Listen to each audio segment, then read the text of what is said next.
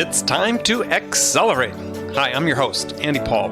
Join me as I host conversations with the leading experts in sales, marketing, sales automation, sales process, leadership, management, training, coaching, any resource that I believe to help you accelerate the growth of your sales, your business, and most importantly, you. Hello, and welcome to Accelerate, another episode of Frontline Friday with my regular and very special guest, Bridget Gleason. Bridget, how are you today? I am doing great. Andy, how are you? I noticed I only got one special that time, which is fine. I'm trying not to be offended and feel like I'm going backwards in the number of specials. Well, what I did is I went with very special as opposed to special. All right. So I got a qualifier. You got a qualifier. Modifier, we call it. It's not qualified. It's modified. That's true. It's a modifier. It's a modifier, not a qualifier. Yeah, exactly. So, yeah, things are good. Yeah, it's a sunny day outside. And where are you? I'm in Southern California. Southern California. Beautiful. Broadcasting from the San Diego studio of Accelerate. Very nice. Yeah. So, and yourself? I'm in my usual spot, the home of SumoLogic headquarters in Redwood City, California. It's also beautiful today. I'm currently in a room that doesn't have a window, but last I checked, it was beautiful. Okay, so we got the weather out of the way. That's good. Weather out of the way. We always have to get that out of the way first. Yeah, that's right. So probably a sign of our advancing age that we care about the weather. Let's not tell people that. Maybe they won't know how we really are. Yeah, my wife gives me a hard time. She says I'm more obsessed with the weather than anybody she knows. And it's like, I don't know. It's there. I never used to check until it was on my phone. Now it's on my phone. I check. I think that's the whole point of that app, right? I think that's right. That's right. I do what they expect me to do. So today we're going to talk about some sales stories. I mean, you and I have both been in the business for a long time, and we've experienced a lot that I think normal people in their career maybe haven't, or people during the course of a normal sales career might not have. So we just wanted to share some of the stories that we haven't had a chance to really talk about that. So no real topic today other than what you can learn from us. So I want to start with this.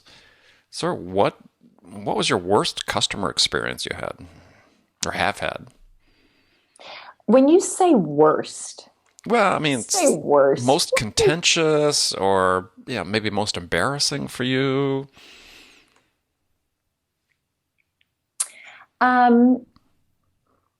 Okay, I'll share one that I feel like was the most inappropriate. And I mean me inappropriate. Okay, so not the customer being inappropriate, because there are those. But yes. Me inappropriate. It was it was a number of years ago. And when I say a number, I mean like a big number, like at least 15. Okay. Yeah, it was a while ago. But the reason I bring it up is this was before we've got so many of these random shootings today. Mm-hmm. And this was before there was really a proliferation of them. And one of my prospects, it was a company in Sunnyvale, TRW.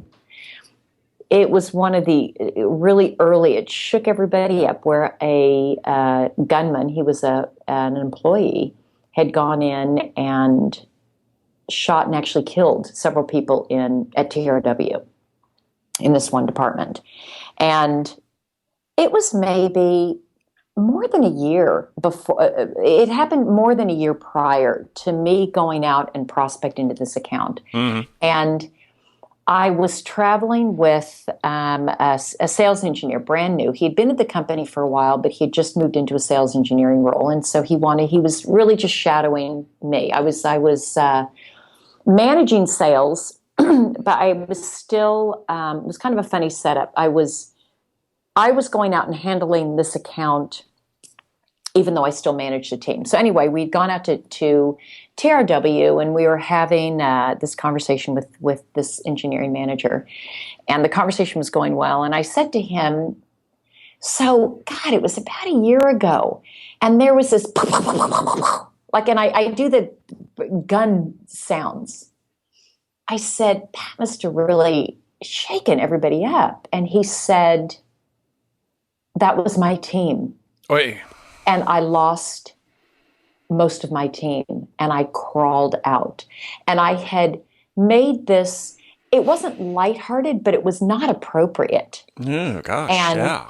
and the sales engineer after said to me, Bridget, I mean, like he's trying to learn, like, what do you do on a sales call? And he says, is it a good idea to do like, like noises and sounds? And like, is that like a thing? Is that like a style? And I said, no, that's just inappropriate is what it is. It's like, do not do this yourself. So I think for me, that's one that I've held as a, Do not repeat.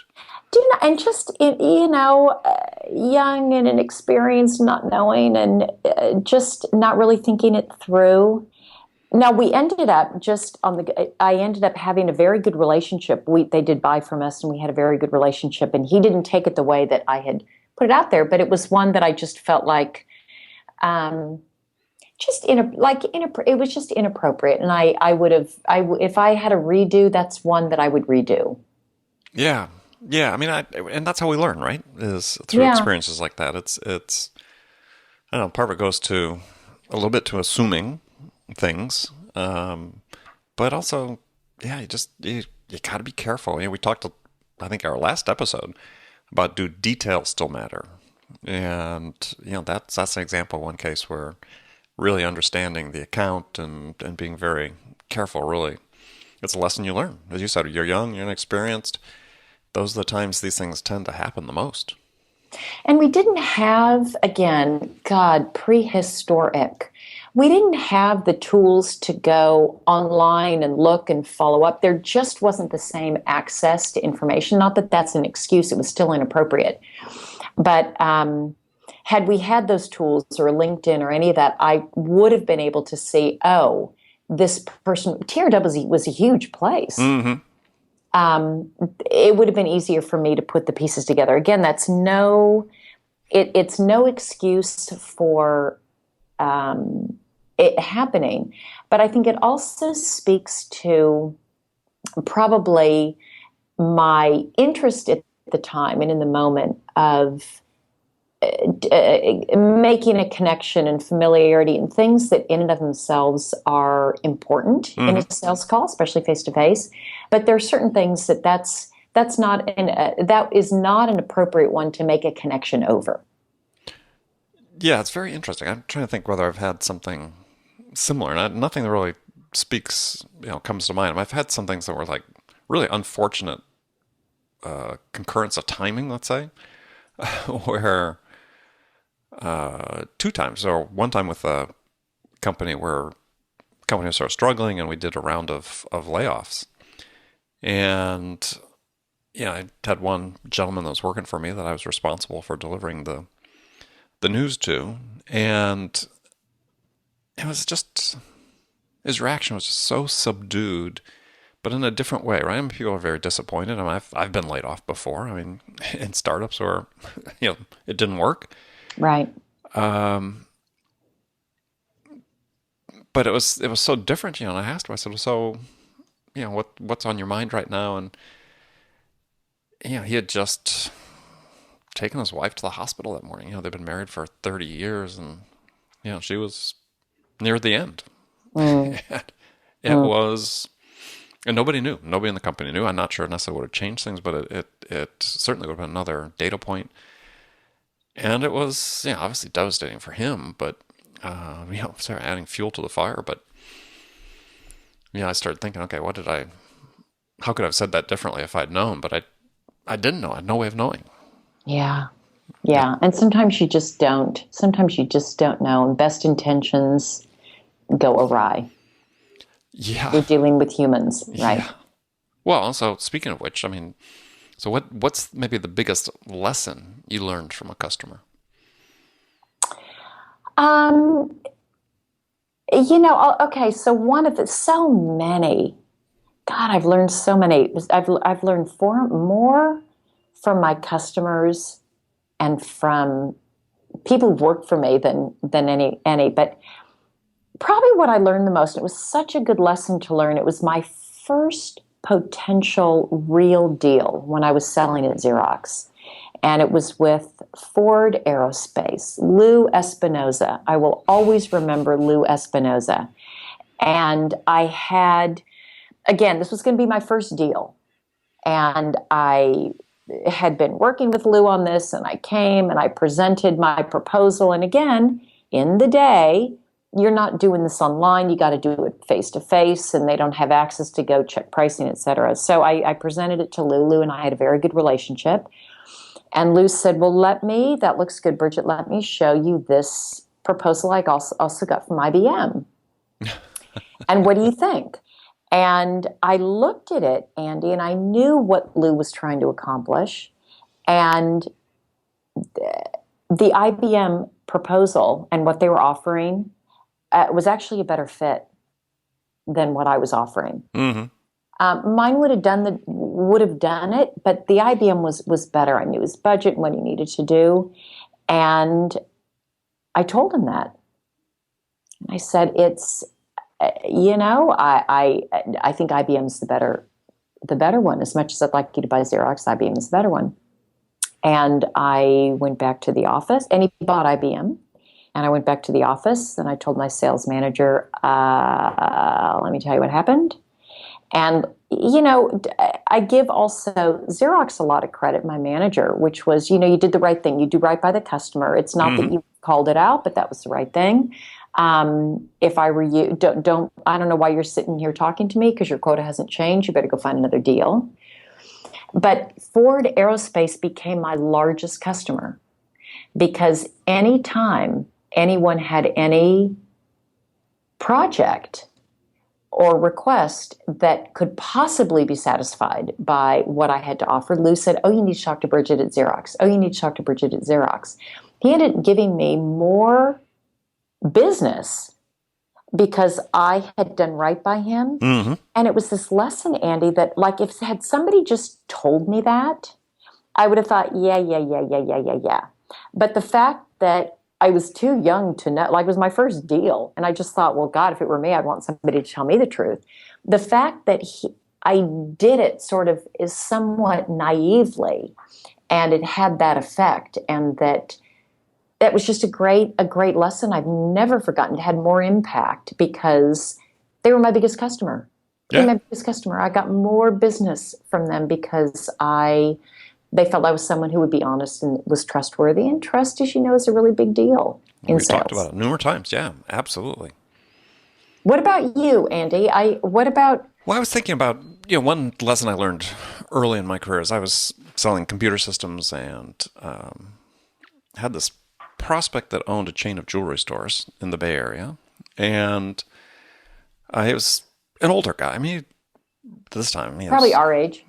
No, he was even, I think he was even really older. Still, even older. Wow, it's amazing they. Yeah, they still existed, right? Yeah. And Okay. but he'd owned this been a family thing. He had started this business and it was quite successful. And the jewelry stores were not in the major cities in the Bay Area, but sort of the suburban cities.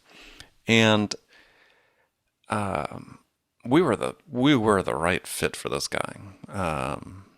We had it nailed. We thought we had built a great relationship, and we had. And I trusted the advice that I was giving him. Surprisingly, because I looked like I was 16 years old, and he was spending several $100,000, but the order wasn't coming. And the order wasn't coming, and we'd talk. We had great talks, and I'd ask him. He said, "Yeah, we're gonna do this," and it just And I think what finally he sort of told me what was going on, which was he was holding it back on purpose because he thought I wanted it too badly. Huh. He thought I was being too emotional about it and not rational enough about business. He was trying to teach me a business lesson. Huh. It is emotional, it is rational, but at the end of the day, you got to be governed by the rational side of yourself as much as possible. And apparently I didn't know at the time that I was doing it, but I apparently was giving off pretty clear signs that I was just a little anxious to get this particular deal. And he was sort of jerking my chain a little bit. He was deliberately doing this to teach me a lesson. And we had that conversation. And he said, basically put his hand over his heart and, signifying emotions. He said, these are for your family. And they pointed to his head and said, this is for business. Interesting. And I always remember that story. It's like, oh, got it. And it's stayed with me. Isn't it interesting? Some of them just, they definitely do stay with you, don't they? Yeah. So, all right, we're going to take a short break. We're going to come back and talk about more stories and lessons people can learn from what we've gone through with my very special guest, Bridget Gleason, on Frontline Fridays. We'll be right back. Hi, this is Andy. Connect and Sell is used by sales reps at nearly 1,000 companies, including hundreds of technology startups and several Fortune 500 companies, to overcome the challenges of getting prospects on the phone. Companies using Connect and Sell grow their revenues faster by enabling their sales reps to have more sales conversations in 90 minutes than they could otherwise achieve in an entire week. Connect and Sell can be deployed directly to your sales reps, or you can take advantage of their outbound on-demand service, which delivers qualified prospect meetings scheduled directly on your sales reps' calendars. Visit connectandsell.com to learn more about how Connect and Sell can start filling your pipeline today. All right, back. Frontline Fridays. We just talked about lessons we learned from customers. So here's sort of a random question for you: is have you ever fallen asleep in a customer meeting? Andy, I can hardly fall asleep at night. Okay, so falling asleep in a customer meeting? Do people fall asleep in customer meetings? I have. Oh my God, you have got to be kidding me. I hope it's because you were traveling jet-lagged, drunk. Oh yeah, jet-lagged. And drunk? No, not drunk. Okay, just checking. Checking. No, that's an interesting story, because you asked about drunk, because I was in Australia. And had been on a lengthy trip overseas, and Australia is sort of the last point of it. And we're big meeting with customer. There's like two of us from my company there from California, and the rest are the customer, maybe half a dozen or 10 people.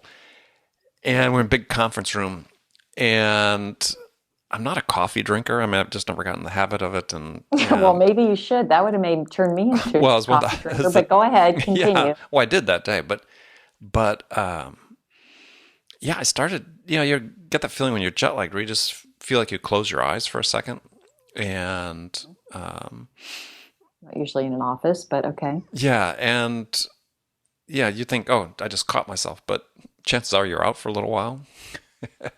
And in my case, what happened is, and I can't remember if I told you the story before. So I was in this meeting, and we were basically negotiating a contract, and I, eyes closed, and during that period of time, I had this like full dream. However long my eyes were closed was probably, who knows, could have been 2 seconds. But during that time, I had like an opera-length dream. Multiple acts that goes through my head, at the end of which someone's asking me a question. So I open my eyes, and I answer the question that somebody was asking me in my dream, not the one they were asking me. Uh-oh. I hope it wasn't a yes/no. At the meeting. When it should have been no and you said yes. Well, no, it was a more lengthy answer than that. And everybody just sort of stops and looks at me. And I was just like, can we just adjourn for half hour? I need to go take a nap. So did anybody say, like, I wonder, here we're negotiating a contract and his eyes are closed. And maybe snoring, drooling, I don't know what else you were doing, but... I don't think I was drooling. Okay. And you were just sitting upright. Yeah. And like I said, everybody looked at me. They were all... Of course they did. They were pretty amused by the whole thing. Of course they were. Okay, I think that's classic. And so did you adjourn for a half hour? Yeah, we did. So I could just close my eyes and take a little bit of nap. And Here's then my guess. Okay, this was actually in the morning. And to your point about where we're drunk is, this was a little while ago. I mean, things have changed. But at lunchtime for this company, which is huge, sort of the state telecommunication at the time, the state telecommunications company in Australia, they brought in booze at lunch. I mean, beer and wine. I know. With the sandwiches and the meals. I know. Today, people don't do that as much. My God, that was just normal. Yeah, and I looked at that and said, God, we have to do an episode where we talk about things that are more recent because people are going to be like, God, these two, they're in their rocking chairs talking about those good old no. days. Actually, Okay. yeah, overseas it's still fairly common. Yeah. Okay. I mean, you go to certain companies in Europe and you go to lunch in the cafeteria and you can get a choice of beer and wine.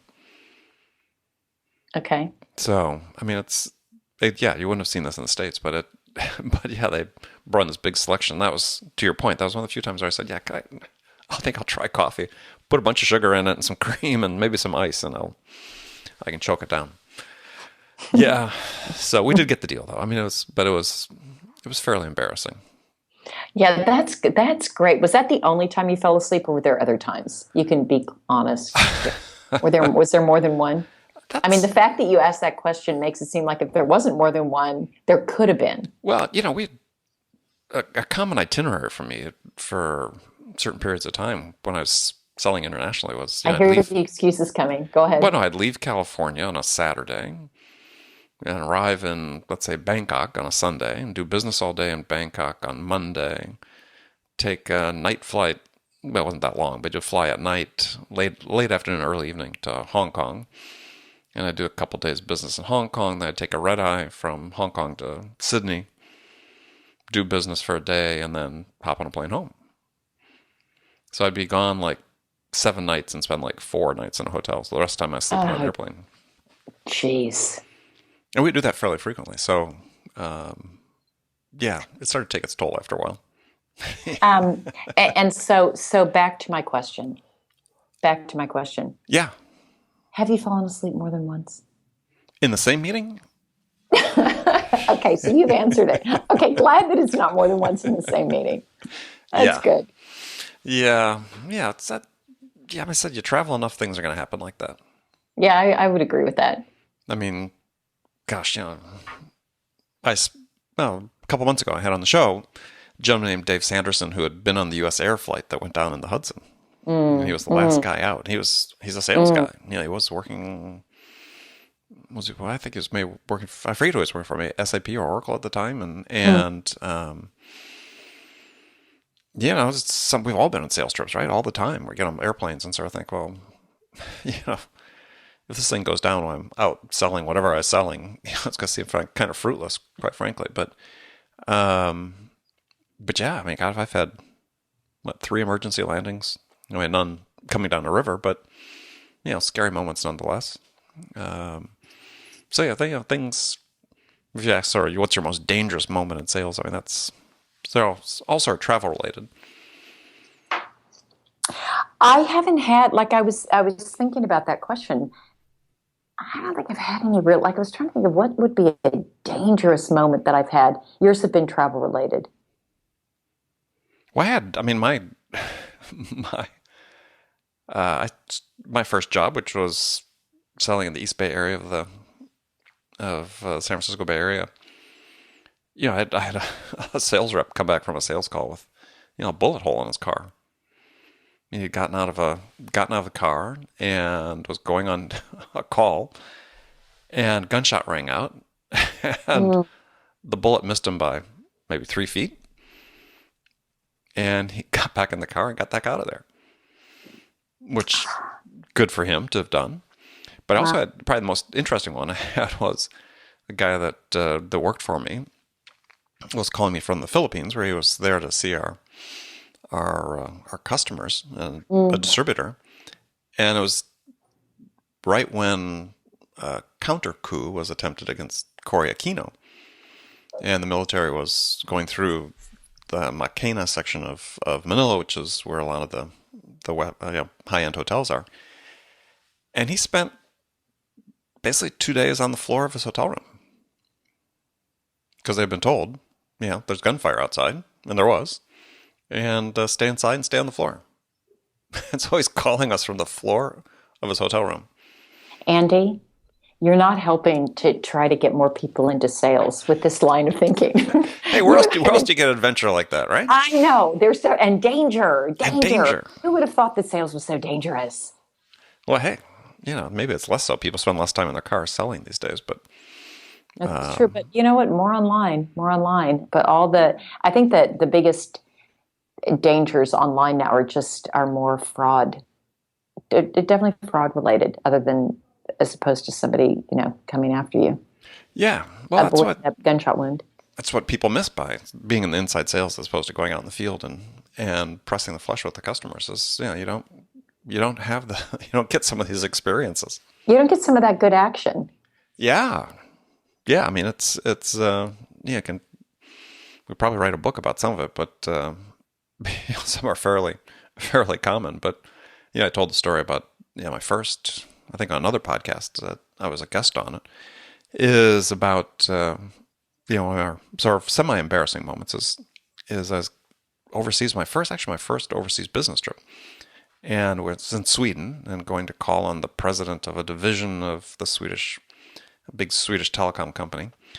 And we'd flown overnight and from California and got in early in the morning and got to the hotel and changed and walked over to the customer's office. And they were in this classic old building sort of in central Stockholm. And as I started entering the building, I felt something hit me on the head. Not hard, but then on my shoulder. And a pigeon, multiple pigeons, I think. Oh, no. All over my head and my suit. And I was sitting there going, okay, this is my first meeting, my first international business trip, first meeting with this client. And I'm absolutely covered. Covered. That's classic. That's a great one. Yeah, that was fun. So fortunately, somebody was traveling with me, and went into the restroom and was able to help clean me off because I couldn't see some of it on the back of my head and so on. But I thought that was an interesting way to sort of go into your first meeting overseas with a international client. It's memorable. Yeah, it's definitely memorable. Yeah, you don't forget those types of things. There's so much richness in the life of a salesperson. It can be such a fun and interesting ride because of all the different experiences you have with, especially if you're in the field, but even if you're on the phone, the different people that you meet and talk to and interact with and different styles. I just think the diversity of experiences that you can get are so rich. I don't have another way to say it. Just so rich and so interesting. And I love thinking about these other aspects of the career: the embarrassing, the funny, the dangerous, the weird, the inappropriate. The lessons there. It's just, I think, sometimes good to reflect on all the different facets of the relation of the job, as opposed to how much money did you make and your quota and what books did you read. This is another dimension of it that makes it really, really worthwhile and fun to think about in our rocking chairs. Yeah, speak for yourself. All right. Okay. I mean, before I got on the show, I rode 18 miles on my bicycle and ran 3. So, in training for my triathlon. So there you go. All right. Okay. And I know you ran this morning, so. I know. I did. Okay. Comment retracted. So, I think that, just our closing comment is before we move on for the day is just that that's really what I think should be what keeps you in sales, to your point. It's, it's not, you can have a passion for a product you sell, but I mean, most of us are going to be in a career, admittedly, in sales. We're going to work for 6, 7, 8, 9, 10 companies during the course of our career, potentially. And so it's not like we're in love with any one particular product. And we like competing, we like winning, we like making money, but it's really, I think, the people and the experiences that really keep you in the profession. And hopefully you're open to those if you're in sales. You have to put yourself out there to have those experiences. And, the more you do that, not only the more you sell, but the more you learn, the more interesting people you meet, and as you said, the more full and rich life becomes. I definitely agree. All right. Well, good. Well, with that, we wrap up this episode of Frontline Friday. Wonderful. We appreciate everybody taking their time to join us. And we will look forward to speaking with everybody again next Friday. Sounds good. Have a great one. All right. Thanks for listening to the show. If you like what you heard and want to make sure you don't miss any upcoming episodes, please subscribe to this podcast on iTunes or Stitcher.com. For more information about today's guest, visit my website at andypaul.com.